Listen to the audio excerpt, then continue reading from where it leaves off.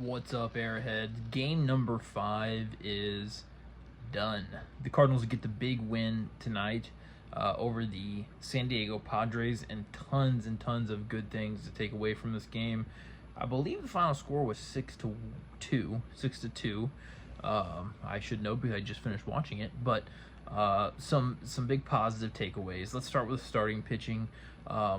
This is our first time through the entire rotation, 5 men. So after 5 games this season, we are 2-3. Very easily could be 3-2 if we were able to close out the game last night. But I digress. That's neither here nor there. But our 2 best starts were probably by our 2 most highly scrutinized additions of the offseason. Lance Lynn, who started the first game that we won, did not get the win, but was the best pitcher in that game for us. He went 4 innings and gave up 0 earned runs. And then tonight, Kyle Gibson, other new addition, free agency, he went 7 innings, which we haven't seen a Cardinal pitcher go 7 innings in longer than I'd like to admit. Definitely not this season, and those kind of starts were few and far between last season. So he went 7 innings, only giving up 2 earned runs. There were 2 solo shots, one to Fernando Tatis Jr. and one to Merrill, their center fielder, I believe. He was in the 9 hole. So honestly, Gibson looked great. I think the San Diego Padres have a great lineup, and I think that he did a great job. So very excited. His last start in spring was very good, and he continued that into the regular season. Me and some of my buddies that I talked to, they're very hard on the Cardinals for bringing in Lynn and Gibson, and I'm just tickled pink that they started this season off with each having good starts respectively.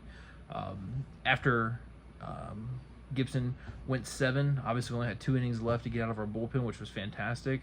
Jojo Romero came in extremely efficient. I think he only threw like 9 pitches. I think 7 were strikes. He had a strikeout and got through the 8th inning. And then extremely efficient 9th inning from Ryan Helsley. So altogether, our bullpen threw less than 20 pitches between the 2 guys tonight. Helsley did take a ball off the ankle there from Machado, but it didn't look like it was super sharply hit, and then he continued pitching to get the final out in the 9th inning. It was not a save opportunity because Cardinals were up by 4 instead of 3. But regardless, Kyle Gibson gets a ton of credit for this game. And a start like this really helps set up the rest of the series because we're going to have a fresh bullpen. So that's absolutely fantastic. Super excited about that. On the offensive side, I think the Cardinals had 14 hits tonight is what I saw in the box score after the game. And there's contributions throughout the entire lineup. The only person that did not have a hit in the lineup was Victor Scott, second, our speedy center fielder. But some guys that really stood out, Brendan Donovan nearly hit for the cycle. He hit a home run tonight, had a big double, had a walk and a single, I believe. So Donovan had a fantastic game. And it's nice to see him get going because prior to the series, he hadn't really hit super well. So excited to see him going. He's one of my favorite players on the Cardinals roster. And I'm really excited for Nootbaar to come back or Edman to come back because I think the best lineup the Cardinals have has one of those guys in left field, Donovan going back to second, and then Gorman being a DH. So I think we're going to see that sooner rather than later with Nootbaar. So that'll be very nice, which I would assume that Nootbaar comes back. The first person to go down, most likely Siani. However, I will say that I could see them sending Victor Scott down. He's a spark plug for us. I personally want to see him stay up, but he is batting like 111 right now, so his only hits came in the game yesterday. But I really hope that they keep him around and, just let him figure himself out. But at some point, Carlson and Edman are going to come back, and you have to figure that Victor Scott is not going to be an everyday guy at that point. And they're going to want to get him at bats to keep him, getting ready for whenever he is the everyday guy. But unfortunately, right now, that's just not the case. We're going to have a really interesting situation whenever Edman comes back because I think he's going to get some starts at shortstop, as well as probably being in center field primarily, which is what the plan was originally. But he's another guy that can give Donovan a day off at second base.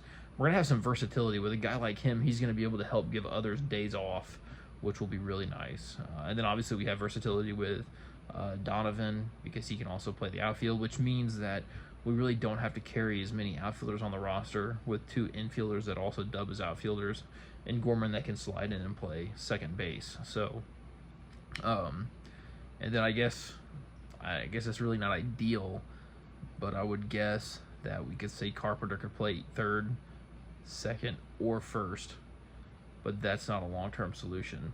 Next thing I want to talk about, Nolan Arenado looked a lot more comfortable to play tonight.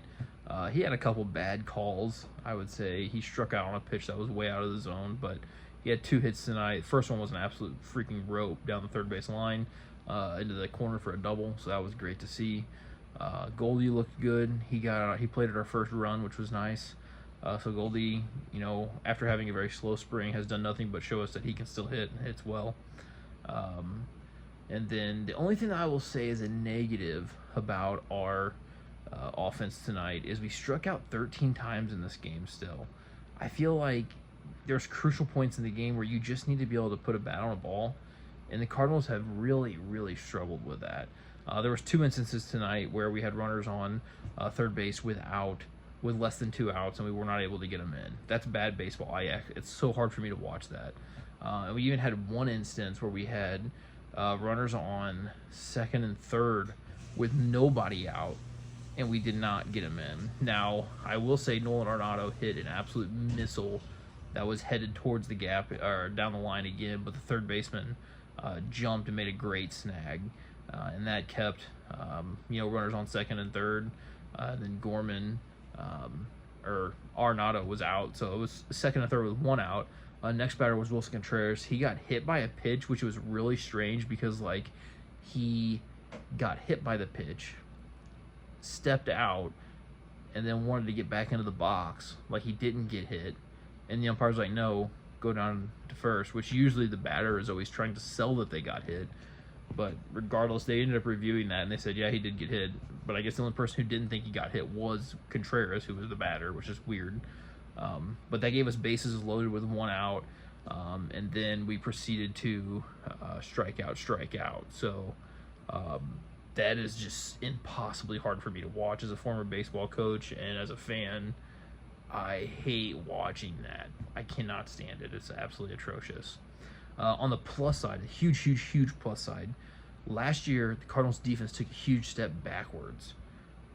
This year so far through 5 games, I don't know, I'll have to go back and look after this video, but I'm fairly certain we haven't made a single error, which is going to be huge for this team. And another thing that I will say is huge is that Jordan Walker made a fantastic catch in right field tonight. Probably, since he's been a Cardinal, one of the best catches that we've seen him make. He got a good read on the ball, full extension dive catch. Walker has looked a lot more comfortable out in right field, and as soon as he made that catch, the first thing I said is that Willie McGee's got to be proud of that one, because I know that those two put a ton of time in together this offseason, so it's fantastic to see that that's paying off. Walker was not supposed to be an outfielder. He came up as a third baseman, but obviously when you have Nolan Arenado there, and heck, Gorman came up as a third baseman as well, so those guys aren't going to play third base when you have the best defensive third baseman maybe ever. So, but the defense has been great. Pitching tonight was fantastic. And we start the rotation again over tomorrow. I think Sonny Gray is still going to miss this spot in the rotation, but hopefully he gets to come back the next time around. So I'll be really excited to see Sonny Gray added to this mix as well. Michaelis pitched very badly in the opener. Thompson pitched the next game, and I honestly thought Thompson looked pretty good, but he gave up a few home runs that got the game out of reach. Outside of a few bad pitches, though, I thought Thompson did look good. Lance Lynn was the third start of the season. He looked very good. Fourth start was Steven Matz, and he looked very good. And tonight, Gibson looked very good. So I would say out of the 5 starts so far, 3 of the starts from our pitchers looked good, and 2 did not. 1 really bad, 1 kind of bad, just a few bad pitches. So hopefully Michaelis gets back on track tomorrow. He'll be taking on Yu Darvish, and we'll be going for, we want to win this series. That's the goal. I was talking to my buddy, and I agree with him. If we can get back to St. Louis at least 3-4, then I'd say that's a pretty successful road trip, being that we played the Dodgers for 4 games, and then the Padres, who are no slouches either, for a series. So I would love to see them sweep and us to go home with a winning record, but I also want to be realistic and say that sweeping the Padres would not be an easy task. So, excited for tomorrow. Excited to see Michaelis take the mound. I will say that the MLB did us Cardinal fans in the Midwest dirty. You start the season out on the West Coast, not for one series, not for one 3-game series, a 4-game series against the Dodgers, and then a 3-game series against the Padres. That's 7 late nights in a row. Come on, MLB. The MLB needs to get to a point where they are going, if you start on the road for your first series, then you're definitely at home for your next series. I think it sucks that you have your home opener so, it just feels so late now, but whatever. I feel like we've watched a lot of baseball already. But I guess it'll pay dividends down the road because we'll have more home games later on in the season. So obviously it's a long freaking season, and I won't even remember this in a month and a half.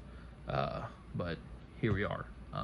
Last thing I want to say is that I cannot remember the guy's name, but just for the sake of historical purposes, if I ever look back on this, Houston Astros pitcher did throw a no-hitter tonight.